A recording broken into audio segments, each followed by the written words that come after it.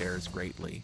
It's the person in the arena that is bloodied and muddied and dusty, who has gone out and dared greatly to accomplish things, that is the person that is praiseworthy, and not the person who took things safely.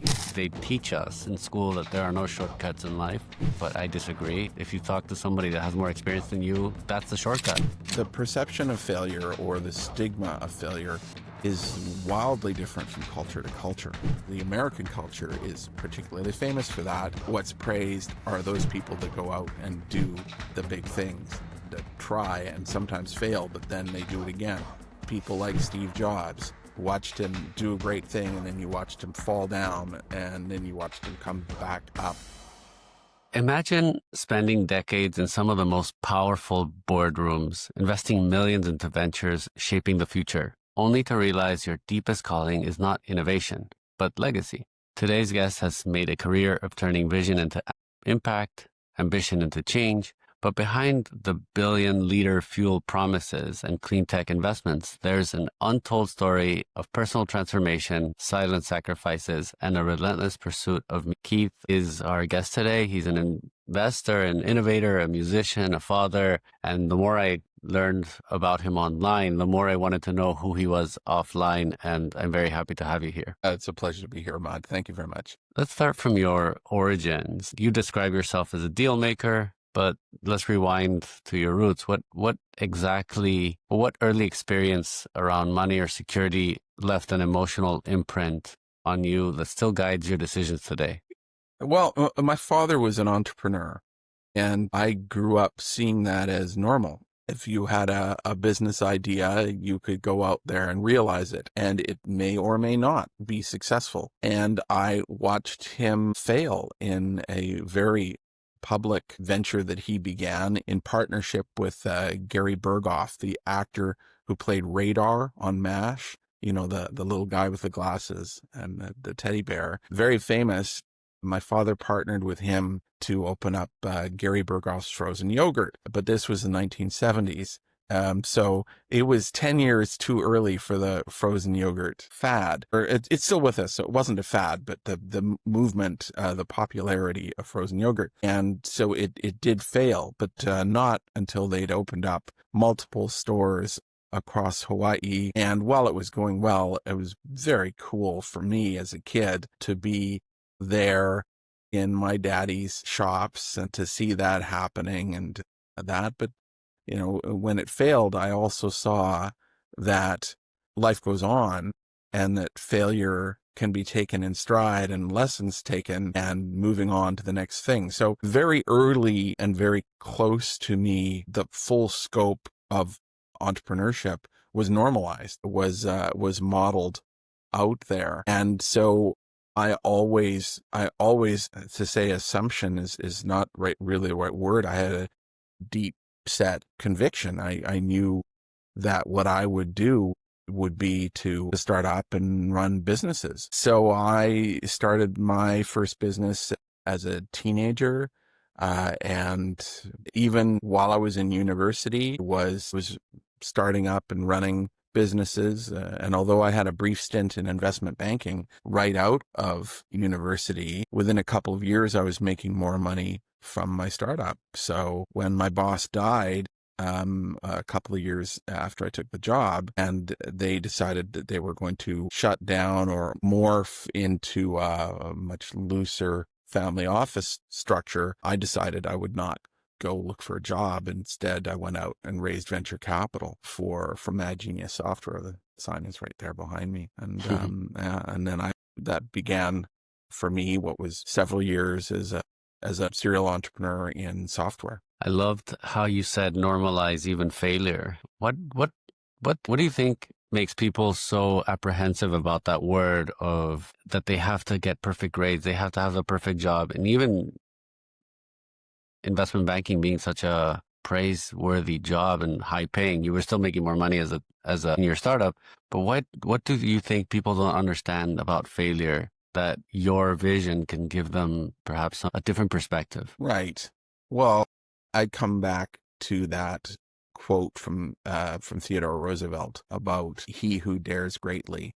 It's the person in the arena that is bloodied and muddied and dusty, who has gone out and dared greatly to accomplish things. That is the person that is praiseworthy, and not the person who took things safely. So I've always been one for being in the arena, and yeah, you get beat up, but also you can accomplish some great things by putting yourself out there. Failure, it's the perception of failure, or the stigma of failure, is wildly different from culture to culture.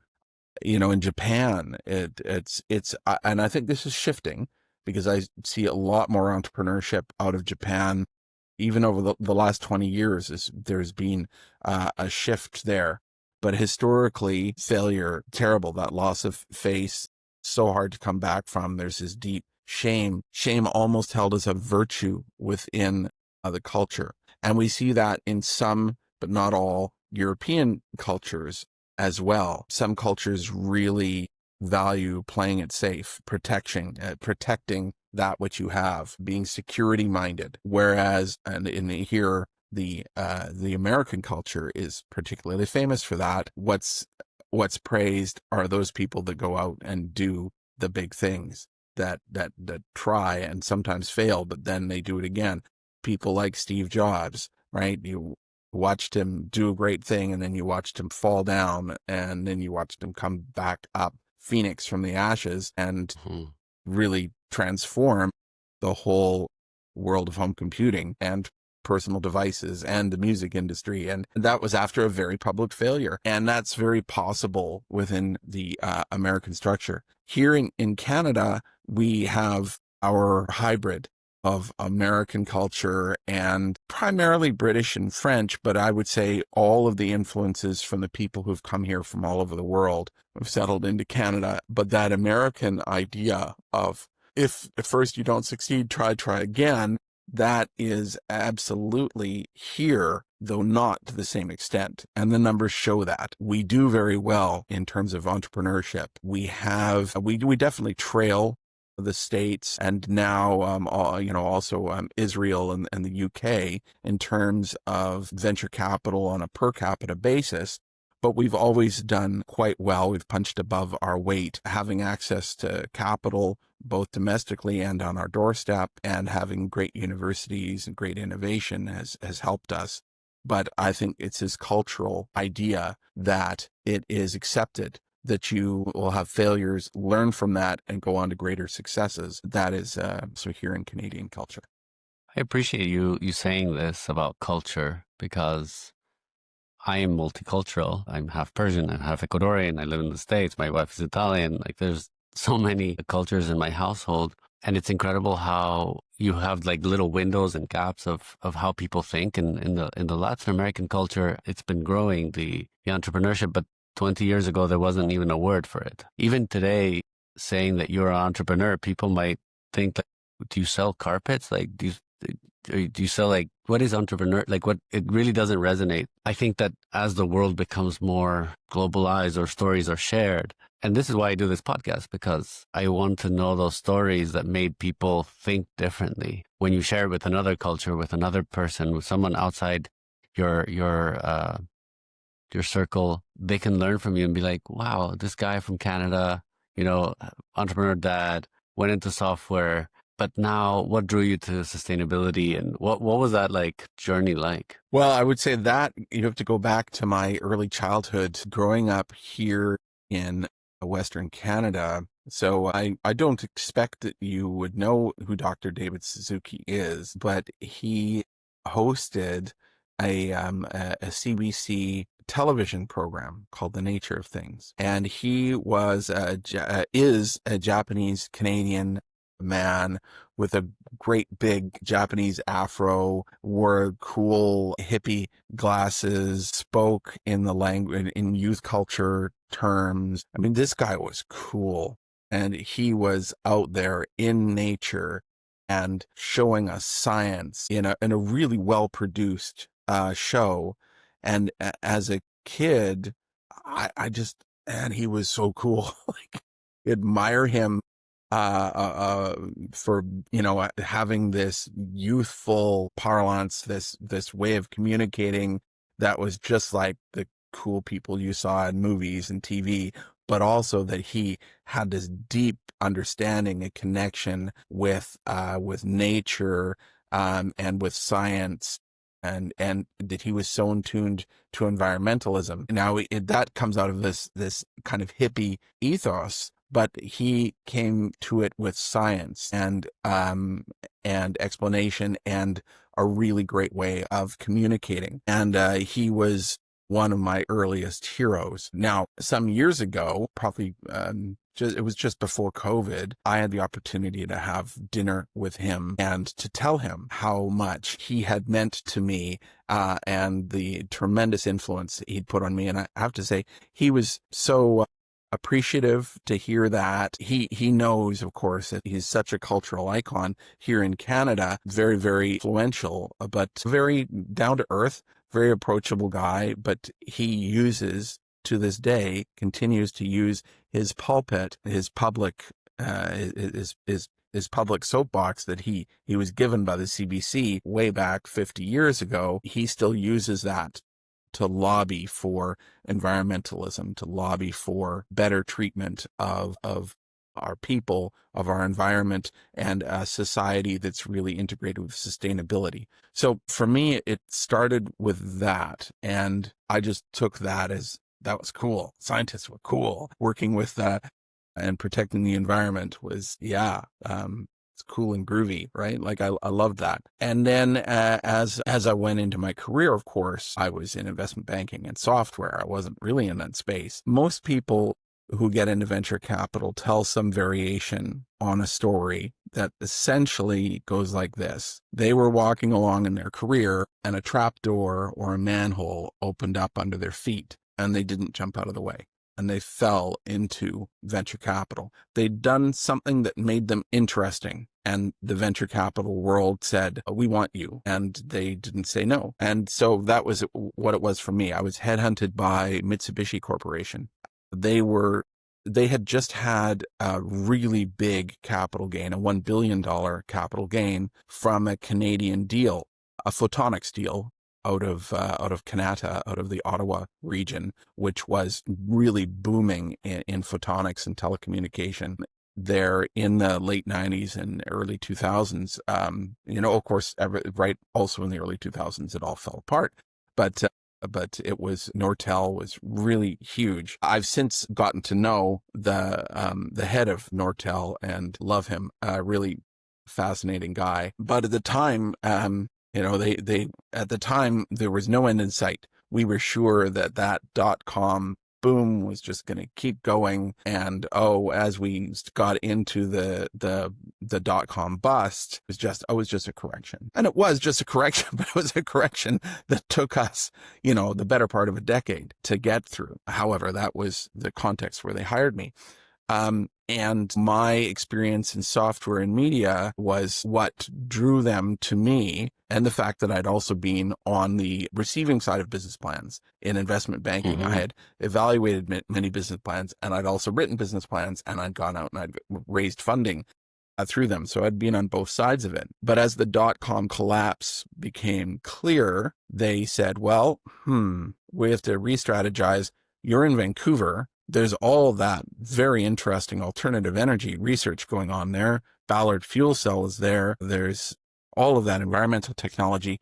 That's very strategically interesting to Mitsubishi. You're going to do that. So, wow. At first, I even tried to convince them no, because I looked at the historical returns on investments in that space and they weren't good. Ballard, of course, a lot of people made a lot of money off of Ballard fuel cell, but the overall returns in the space were not good. They said, no, this is strategic to us. And thank goodness I had done 2 years of chemistry when I was at UBC, because suddenly I needed that vocabulary and that understanding of basic chemistry every day. And I was just drinking from the fire hose, learning. And that learning has never slowed down. You're just constantly having to take in new things, new developments, new layers, chemistry that you maybe forgot about or had only been touched on in some article you read, suddenly there's a new innovation based on that, and you have to really get to know those things. So yeah, I had a deep passion for this stuff early on in life. However,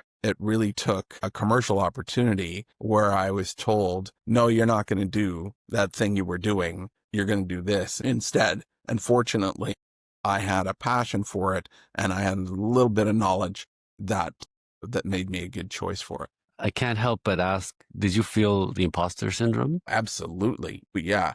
I remember every year for my annual review, I would go into that meeting room with my boss expecting that I was getting fired. And instead I got promotions and raises and praise, because he wouldn't really like, I'm now really friends with him and we have a wonderful relationship, but he was not a boss for praise. So I would go into those meetings just not knowing. And then he would go over everything I'd accomplished and I had forgotten about it. And he'd be like, you did this, you did this, you did this. This is very good. Everybody's very happy, raises and bonuses and promotions and that. But every year I went into that room thinking, this is my last day.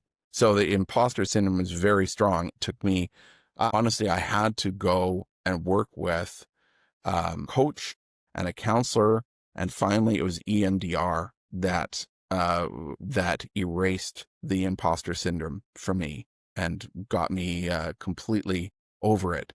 But it took deliberate self-work. And I think most people struggle with it, even if they won't admit it in a public forum like this. No, I appreciate you saying that, because I feel that it's more prevalent than anybody says. And like you just said, most people don't admit it. And, you said that you were on both sides of doing business plans and raising money for it. But now being an investor, it's a whole different ball game. I think it's I had this problem. I was an entrepreneur. I had my entrepreneurship hat. When I sold my business, I started using my investor hat and I became an animal. Like I became a different animal. I was like, whoa, where was this guy when I was an entrepreneur? Did you feel the same? And what strategic maybe insight have you gained that defies like conventional business wisdom? Well, it's a journey. As we gain experience, knowledge, and confidence, we all change. That's natural. That happens to everybody. I grew a lot. I grew I think I've always been a respectful person, but my deep respect for people, especially entrepreneurs, and the risks that they take, and they're in this space, in the clean tech, climate tech space, the convictions that these people have, the drive to do good, to really make our world a better place, not just in that Silicon Valley television show way where everybody says they're doing such and such to make the world a better place, but literally to make the world a better place for all the generations to come. I have tremendous respect for that. I think that one of the big ways that I changed was the willingness to tell people difficult truths, to tell entrepreneurs that they were headed for a cliff and they were going to fall off the cliff unless they changed something, to tell them directly what I thought. If I didn't think that their business would be successful, there's a way to do it diplomatically, and I am a diplomat, but still to communicate directly to them. This is a real problem. You can't, nobody who knows what they're doing is going to invest in your company because of X, Y, Z. So here's what you can do to improve that. Here's ideas number 1, 2, and 3, and just to be free with that stuff. Help them, because I'm not going to invest. If I see a company is doomed, I'm going to tell them why I think it's doomed in a way that, hopefully doesn't tread on their egos, but, tell them the truth, but also give them any ideas or resources, introduce them to people that can help them. I became much more willing to do that, capable of standing up when people did have an ego flare up, when they get upset. I remember I had one guy, when I told him why we wouldn't invest in him, and he absolutely blew up at me. He was shouting and angry, red in the face and shaking his fist and telling me that I'm only in it for myself and that I don't care about the planet and the future and that people like me are the reason why all of our children and grandchildren are going to die and stuff like this. And I just looked at him. I'm like, yeah, well, you should take a look at my track record and see if you still stand by those. The next day, he wrote to me and apologized, but I just stood there and I didn't need to defend myself. I didn't need it to be a war of egos. I just said, yeah, you go check your facts. I had given him information that if he followed it could be helpful to him. I haven't checked up on him, but hopefully he was able to change course and make a successful business, or he learned something from the failure and went on to have a more successful business subsequently. Yeah. And I think what you just said is very important for entrepreneurs to understand, is use that investor lens to assess if you're going to go over a cliff, like you just mentioned, assess if you are doomed. The first question sometimes I ask to people that want to share their story or their idea to invest, I'm like, if you sell to the whole world, are you happy? Are you in a good place? Is it going to be successful? Are you going to make money from this? Are you going to change the world? Is it going to make an impact? What is that? If you're very successful, does that fulfill you? And I feel that question has opened like people to think a little like, you're right, I might just be spinning my wheels.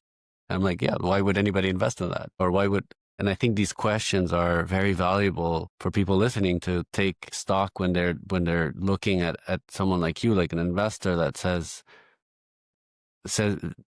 you said it, that you're very polite. I became an animal because it became like a sport for me to rip things apart, because when you rip them apart, I feel that you can really rebuild them in a better way. And I thought I had a business that I wish I did that for myself, because I would have avoided so much pain. I would have avoided so many mistakes, and I would have been more successful. Yeah, I think it's a skill you have to develop to be able to really accept that kind of direct feedback, which is sometimes phrased in a constructive manner, but sometimes not.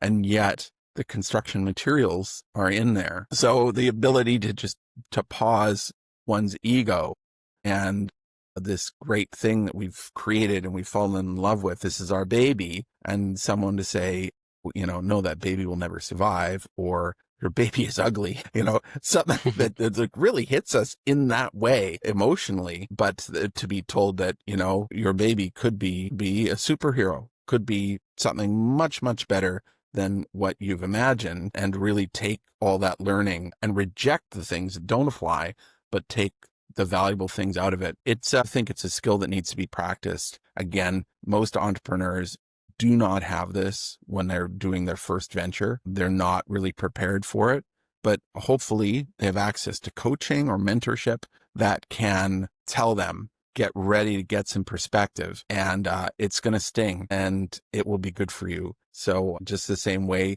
that a boxer has their coach before they are getting into the ring, that can help them prepare and become better and better. I do encourage entrepreneurs to seek out a mentorship program or an executive coach. Absolutely. And you said that it might sting a little, but I actually think it's all perspective. They teach us in school that there are no shortcuts in life, but I disagree.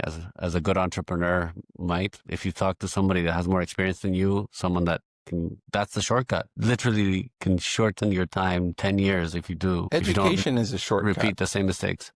Exactly. Education is a shortcut. Do you think when you go and study chemistry that you're going back, 1,000 years to, you're going to be heating metals over a flame and see what happens? No, you're going to learn from all the chemists that came before you. Yeah, there are shortcuts, and every generation, despite the fact that people are always complaining about the next generation, every generation that comes along is able to improve upon the ones before, because we have access to more resources, better education, and this mentorship, these shortcuts, or better ways to do things, best practices.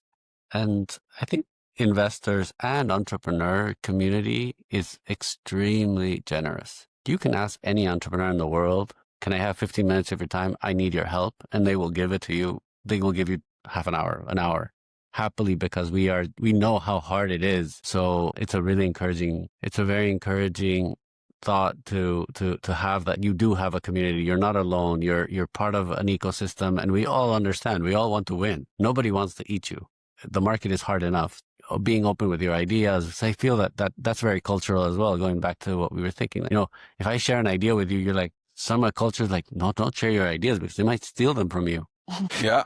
I think that doesn't exist. What do you think? I think you're right. People ask, in the context of what I'm doing now with Sistero, I'm doing sustainable aviation fuel. I don't get this from everybody, but those who are kind of naive, don't know much about the space, will ask questions like, well, who are your competitors? And I have to say to them, well, it's nowhere near that point yet. We're all trying to help each other just to be able to provide for the needs of what the aviation industry needs. Right now, there is no way that we can see a build out in the next 10 years in order to fulfill those requirements. So we all are helping each other, because the only way that this market opportunity really exists is if we can fulfill the demand. Otherwise, the aviation industry will look for a different way to solve their problem. So it's more like co-opetition. We do help each other. For example, we are partnered with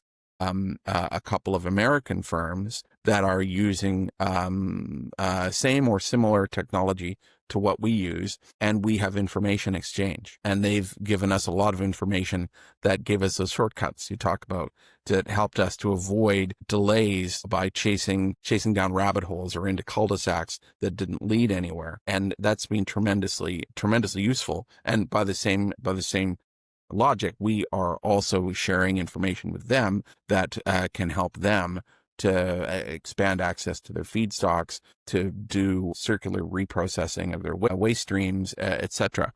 So we can all help each other and create a better market. And that's not specific to sustainable aviation fuel. That also applies in maybe all, or certainly the vast majority, of new technology venture spaces. Talking shop a little, why aviation? What was it that you thought it was going to be more impactful? Did you see a gap in the market, or what drew you to the sustainability of aviation? So in this case, it's regulatory. We are seeing most countries in the world, actually, I don't know technically if it's yet most countries, but an ever increasing number of countries in the world adopt policy that requires that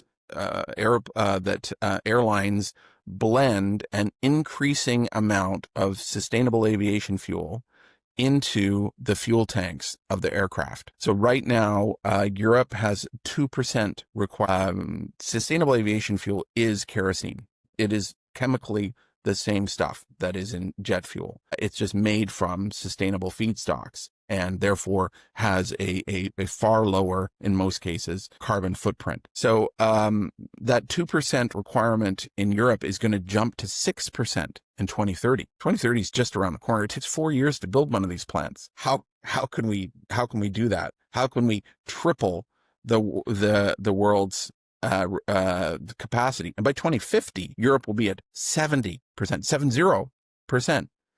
Now, 2030 is what everybody's eyeing right now. China, by that point, will be 15%. I had a meeting yesterday with one of the biggest airlines out of Asia, and they said by 2030, for all of their routes in total, not just China, they will be at 10%. And they are scrambling to find suppliers that can fulfill this. By that point, Japan will be at 10%. Australia will be at 10%.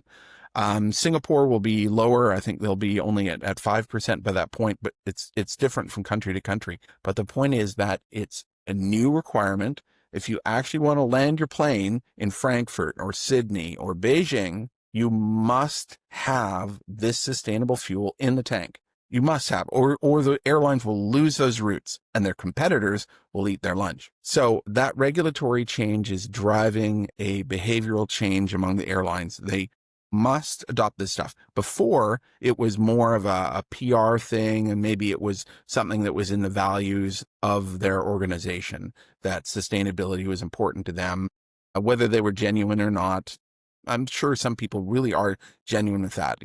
I'm convinced of that, and also know that there are some people who are not genuine about it, that it's more of a public relations, marketing kind of thing. But it's now moved beyond that.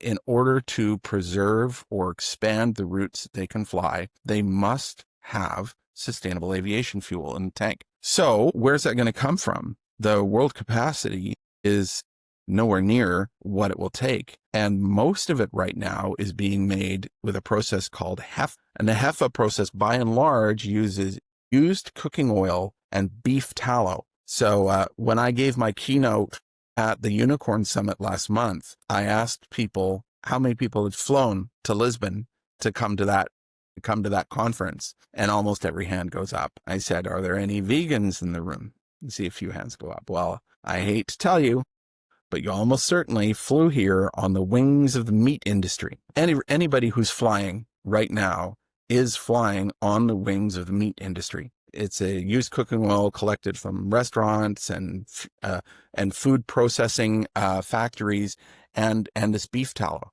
So how can we expand that by 100 times? Can we really collect 100 times as much used cooking oil? Can we really slaughter 100 times as many cattle? How can we scale that to what needs to be scaled? And I'm convinced that we cannot. So new technologies and really, truly sustainable processes are what's required. So for me, going back to your question, I saw this regulatory change happening. I saw a very sharply ramping demand. And for example, in terms of Canada, the CAGR, the compound annual growth rate for SAF for the years to come, as far out as is projected by Markets and Markets, is over 100% annual growth rate, year over year over year over year. Double every year. So how many times do you get to see a market with that kind of growth rate? And then at the same time, a technology that I first saw back in my Mitsubishi days came back across my desk, and it was available for license for Canada. And there was, this juxtaposition of huge explosive growth in the specific market, which aligns very well with my background, and a technology that is perfectly suited to address it. And this technology is the world's only TRL-9, and I'll explain what TRL-9 means for anybody who doesn't know, but the world's only TRL-9 wood gasification technology. So we can literally shove wood in, and after that process and then subsequent processing, we get jet fuel out. TRL-9 is the technology readiness level scale, and it goes from 1 to 9. 9 is the highest. There is no 10. You sometimes hear people talk about TRL 10. It's TRL 9. That's the top. This is a U.S. military thing originally, but it's being adopted worldwide as a very useful scale for looking at commercialization of technologies. From the very beginning, the idea that maybe is in academia, in a lab, right through all the proving and de-risking, TRL 9 being fully commercial, demonstrated at scale with multiple years of operating data. That means it's bankable, it's insurable, it's scalable, it's fundable. And that is what drew me to this market, technology, and a team that we've been able to put together that's really perfectly suited to execute on this once-in-a-lifetime opportunity. Wow, sounds so exciting and formulated like a true scientist even. You found something that is, and I say scientist as I see a lot of parallelism between investors and scientists. They just look for the truth. The truth is there's a rising market product that isn't being able to cope with that demand, and then just the technology that's there ready to be able to be deployed. And I think that this term should be applied to other businesses too. It's an interesting term to say, oh, maybe your entrepreneurship or your startup is a 2, is a 3, is a 4, is a 9. It is a very useful scale for you to think about how you graduate through this. And it's all about de-risking, just eliminating risks or learning how to mitigate them. How do you control for these factors? And by the time you get to tier L9, it's ready to go. And a bank, or in very conservative groups like banks and insurance companies, will stand behind it. I like your parallel that you draw to science, because science is, of course, some people talk about science like it's a religion, like it's a gospel, but that's not true, because in science, every scientist is always trying to disprove the other scientists who went before it. In mathematics, you can have a proof, but in science, everything is theory. This is our best explanation for the way that things work. And from time to time, somebody has a breakthrough, and that breakthrough is that they disprove the previous theory. And then they form a new theory, which then holds up for some period of time until there's a new breakthrough that disproves that and says, there's a more refined, even more accurate way to look at this. It's the same in business. We think we know our best practices. We have a thesis on what will be the best way for us to address this market need, or even what is the market need. And we, just like a scientist, learn from that, from the market, or from the real world, or from the process itself, if it's a scientific one. And we discover the things that we had as misconceptions. We discover the things that we thought we knew, but were wrong. And we learn from that, and we reiterate, and we continue to refine our thesis and our approach, our design of experiments. All of these concepts still hold within business. And if you are running your business in the best possible way, you will be applying those rules of science and always be looking for ways to mitigate your risk and to do things better. I love it. And it even made me think of, market leaders. They are market leaders today, but as scientists used to be scientist leaders, then they were disproven, and then another one comes on, and the same thing happens in business. And I would say that it's not only like proving them wrong. It's like, I find it more the perpetual search of truth. What is the truth? What is the real thing that's happening here in science? And then in business is, what is the best application for today's circumstances? Correct. Yeah, I think so. And just because somebody was proven wrong doesn't mean that we forget them or that their legacy is less. We still celebrate Newton, but his laws have been supplanted by Einstein and others' laws that provide us with a more accurate depiction of how the universe works. But Newton's laws are still great shorthand for most applications. They get us to what we need, and they're a lot easier to process, even though they are less accurate. And Einstein's theory of gravity is much more accurate than Newton's, but we still celebrate him. And I think the same can be in business as well. Just because someone comes along that has a better way to do things doesn't mean that someone who came before did things poorly. Yeah. And I think we don't see it that way, to be honest. Like we look at BlackBerry as a big failure, even though it dominated the world for a few years. And Apple came with a better way of doing things. Yet Apple is incredibly revered, and BlackBerry is almost a case study of what not to do. Yeah. But I miss my BlackBerry. I like your version. I loved it. It was, when I shifted to iPhone, I found it so annoying. I could not do emails nearly as well as I could on the BlackBerry. With the BlackBerry keyboard, I could type almost as fast on it as I could on a computer keyboard. And so, yeah, I think sometimes we lose some aspects that were good in order to get others that we value. And scientists might seem, or this angle that we've taken into like investment and what you're doing now is a very logical thinking. What about irrational investment decisions? What emotional factors can come through it? Even though you expressed how what you're doing is incredibly, I described it as scientific, but what about the emotional factor? Have you learned to suppress it? Have you learned to embrace it? What is there's a rule that they say, don't mix investments with emotion, but how do you see it? Don't mix emotions, and investment might work with the blue chip public companies, especially if you're a quant or something like that. In the venture space, it can't be that way because it's really all about people. Companies succeed or fail because of people, not because of technologies. None of the companies that I've ever been involved with failed because the technology didn't work. The technology always worked. It was because people didn't manage it correctly. They got the timing wrong. They were focused on the wrong market, but it all came down to people. The right people, though, can take an inferior product and make it very successful because they will understand how to work well together, work well with partners, how to market, how to put things together.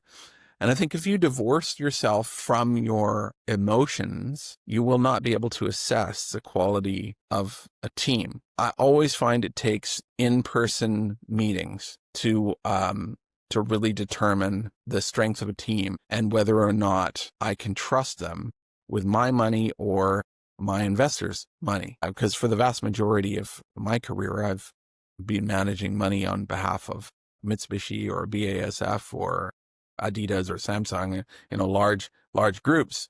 It's one thing to risk your own money on a hunch, but to risk somebody else's, that's quite a different matter. So I would always insist on in-person meetings and spending a lot of time with people and reading them with my empathy, really engaging all of my emotional talents, my emotional intelligence to understand them and determine if trust was warranted or not. And I have walked away from deals where I determined I could not trust a person. Deals that I was in love with, deals that just broke my heart, where it really impacted my ability to work for, a week after walking away from the deal. Just like, God, I'm so disappointed in this. And yet it's completely the right move to make. So no, I don't think you can separate yourself from your emotions. The other side of it is, of course, you can't get carried away by your emotions. And this is where I think as an investor, you need to build up a large body of deals that you have evaluated. When I was first hired at Mitsubishi, I thought that I did expect I would have to do that. And I thought I would have that intelligence after 100 deals. No way, not even close. I think it takes 1,000 deals for you to have some of that pattern recognition and to be able to get beyond the excitement, getting swept up in the emotion. Because let's face it, it's maybe one thing in the app world where somebody's come up with a new app to book a babysitter or book yourself a haircut or that. I don't think very many people fall in love with that. But in my space, we're dealing with clean energy and environmental technologies that really make the world a better place. And they're really exciting. Every one of these ideas is something that really makes our world better, makes our food more secure, reduces disease, provides water, gives us more efficient energy that doesn't heat the planet, etc. Most of those ideas, you can find something there to fall in love with. And it's our job, even if something catches our eye, to not fall in love with it too quickly and to really evaluate it and the team. And this is where I come back to my first point about emotion. Don't fall in love too soon. Get to know the people. Engage all of your emotional intelligence to read them and determine if trust is warranted before you go. But falling in love with the wrong idea, that's a recipe for disaster. I really value your answer. It's very clear and it's very wise to not try to shut your emotional intelligence, but empower it, use it to understand if you should trust or not. And there's a big push in the alternative investment space of democratizing, and then you can buy these things on tokens, and they're trying to make it as impersonal as possible. And what you just said, which I agree 100%, the people aspect of any venture is more important than having access to it, or you won't be able to assess in an app if a venture is going to be successful, even if they have the best idea. Because in your space, someone wants to save the world by making, I don't know what, cleaner air or clean pollution into, I don't know, some byproduct that helps another industry. You're going to be like, that's a great idea. Every idea is great. Like you're saying, it's very passionate. And my space is real estate. Well, they're going to make this beautiful building. It's a museum. It's beautiful. Everything's going to be a great idea. But then if you don't know who's behind that, how can you trust it? So I think it's really It all comes profound. down to people. Yeah. And that's what AI will not replace. And I don't want to go into the AI discussion because it's become a little bit of a pet peeve for me that when people are like, AI will replace this and AI will, I'm like, I don't like talking the hypothetical, but I really want to accentuate the people side is critical. We're still masters of our domain.